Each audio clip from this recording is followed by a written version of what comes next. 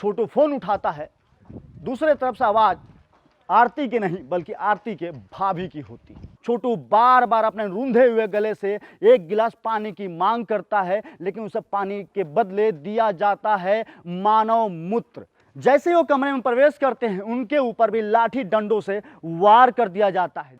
प्रेम कहानी की जब बात आती है तो सबसे पहले अगर किसी के जहन में कोई नाम आता है तो वो होता है लैला मजनू, हीर रांझा, रोमियो जूलियट।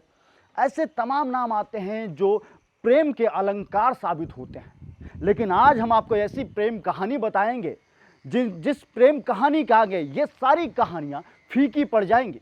वो कहानी स्टार्ट करें, लेकिन उससे पहले आप सभी को नमस्कार, सत श्री अकाल, सलाम। मैं हूं अमरीश श्रीवास्तव और आप देख रहे हैं नेटवर्क 24। स्वागत है आप सभी का हमारे खास कार्यक्रम स्पेशल रिपोर्ट में।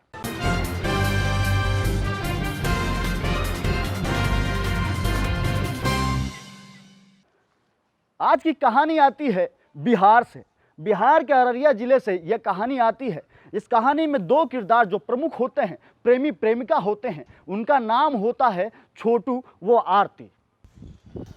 आरती अररिया के बिहार के एक छोटे से गांव की रहने वाली थी। आरती के घर के दूसरे मकान यानी घर के जस्ट बगल का मकान एक यादव परिवार का था, जहां छोटू नामक युवक का ननिहाल था। छोटू अक्सर अपने ननिहाल आया करता था। इसी दौरान आरती और छोटू में नज़दीकियाँ बढ़ी और प्रेम परवान चढ़ा। एक दिन आरती अपने बेडरूम में बैठकर छोटू से बात कर रही थी। तभी आरती की भाभी वहां पहुंच जाती है और आरती से पूछती है कि तुम किससे बात कर रही हो। इस बात पर आरती थोड़ी सकपकाते हुए यह बात कहती है कि भाभी, मैं आपको सारी बातें बता दूंगी, लेकिन आप भैया से मत बताना। लेकिन इसी वक्त आरती के भाभी के दिमाग में फितूर चलता है और हामी तो भर देती है, लेकिन इस हामी भरने के बाद आरती पूरी सच्चाई अपने भाभी को बता देती है। लेकिन भाभी का दिमाग कहीं और चल रहा था। भाभी पूरी बात अपने पति यानी आरती के भाई को बता देती है। आरती के भाई के संज्ञान में जब ये प्रेम कहानी आती है तो आरती का भाई सीधे तौर पे बौखला जाता है। वो इसको अपना मान सम्मान समझता है। ऑनर किलिंग की तरफ एक सीधे कहानी मुड़ जाती है। यहीं से न्यू रखी जाती है ऑनर किलिंग की। आरती का भाई कहता है, अपने पत्नी से कहता है कि आरती के फोन लेकर छोटू को अपने घर बुलाओ, बाकी सारा इंतजाम मैं देख लूंगा। देर रात को आरती के फोन से छोटू को फोन जाता है। छोटू फोन उठाता है, दूसरे तरफ से आवाज आरती के नहीं बल्कि आरती के भाभी की होती है। आरती के भाभी बड़े प्यार से छोटू से बात करती है और कहती है कि आपके और आरती के प्रेम की कहानी के बारे में सबको पता चल चुका है। हम सभी राजी हैं आप दोनों की शादी कराने के लिए। हम दोनों आपकी शादी करा देंगे। इस पर छोटू बड़ा खुश होता है और उसे छोटू आरती के घर पहुंच जाता है। अपने दिलों में शादी के अरमान लेके छोटू आरती के घर पहुंच जाता है। तभी आरती को भनक लगती है, छोटू की आवाज़ सुनती है। आरती अपने कमरे से भागकर बाहर आती है, देखती है वहाँ छोटू मौजूद होता है। वो छोटू से कहती है, तुम यहाँ क्यों आए हो? छोटू कहता है कि आपकी भाभी ने हमें यहाँ शादी के लिए बुलाया है। आरती और छोटू बात कर ही रहे होते हैं, तभी आरती की भाभी, उसके भाई और उनके दो बहनोई वहाँ मौके पर पहुँच जाते हैं और आरती को अलग कर देते हैं, छोटू को अलग कर देते हैं। आरती को ले जाके एक कमरे में बंद कर देते हैं, वहीं छोटू को दूसरे कमरे में ले जाके बड़े ही बेरहमी से उसकी पिटाई करते हैं। लाचार छोटू के ऊपर आरती के परिजन जंगली भेड़िए की तरह टूट पड़ते हैं। छोटू के ऊपर धारदार हथियार, लाठी डंडों से लगातार वार किया जाता है। बर्बरता का आलम है। इससे समझ सकते हैं कि छोटू के हाथ और पांव के नाखून नोच कर निकाल दिए जाते हैं।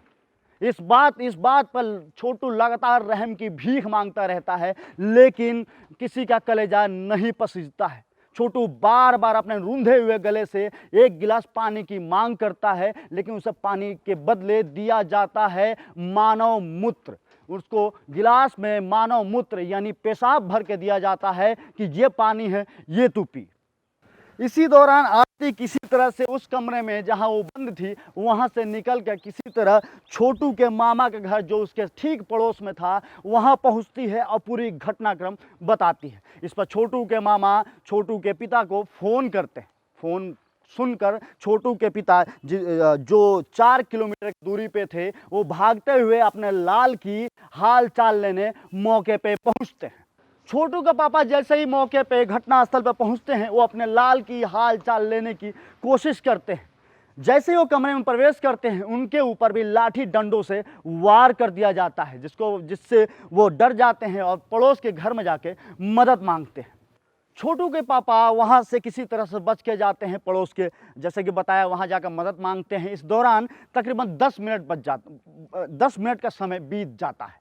अपने जवान बेटे की मौत यानी कि उसकी लाश देखकर छोटू के पिता स्तब्ध हो जाते हैं। किसी तरह से अपने आप को संभालते हुए स्थानीय पुलिस को सूचना देते। मौके पर पहुंचती है पुलिस। उसके बाद से शव को अपने कब्जे में लेके पोस्टमार्टम के लिए भेज दिया जाता है।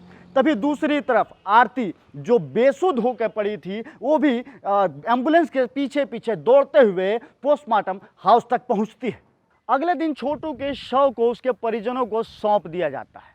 छोटू के शव के पीछे पीछे आरती छोटू के घर पहुंच जाती है। अब आरती वहां जाने के बाद ये कहती है, आरती का बयान यह आता है कि अब आरती ताउम्र किसी से शादी नहीं करेगी और वो बिन ब्याह ही छोटू की विधवा बनकर इसी घर में अपना जिंदगी बिताएगी। इस कहानी के दरिंदों की कौन सी सजा देनी चाहिए, ये आप हमें कमेंट करके जरूर बताएं। ऐसी तमाम खबरें आप तक हम लाते रहेंगे। अपना प्यार और आशीर्वाद देने के लिए हमारे चैनल को सब्सक्राइब करें और देश दुनिया प्रदेश की सारी खबरें पढ़ने के लिए लॉगिन करें हमारा वेब पोर्टल www.network24news.com या फिर www.network24news.in।